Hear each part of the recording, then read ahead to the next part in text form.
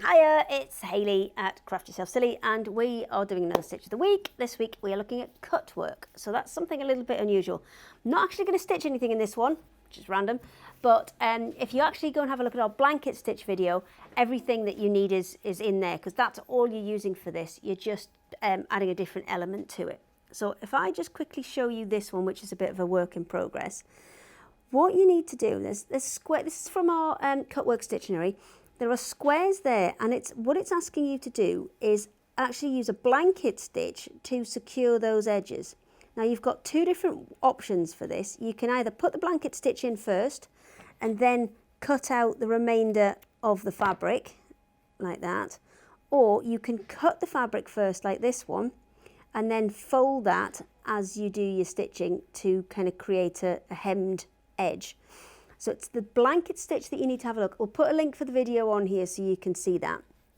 Cutwork's a great option to just have a little bit of fun with your embroidery and add a bit more texture to it.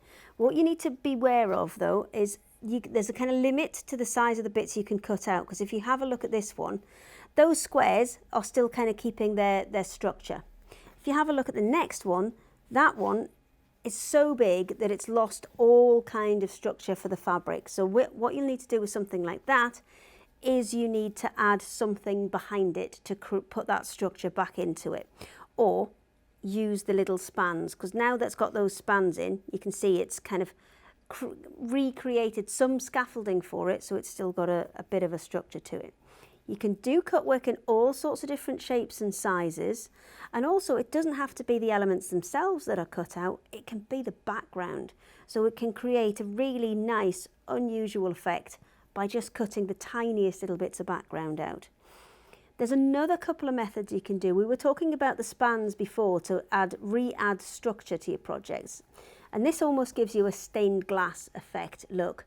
And these pieces in the centre are just formed by wrapping the thread round, almost like a bullion stitch, or you can use a blanket stitch technique along these as well. So you put a row of thread in, wrap the thread or blanket stitch the thread round it to create those nice cords which give you that stability. The other option you've got with a cut work is something like this, where you leave it completely free of the fabric. And with this one, I've got one that was underway here.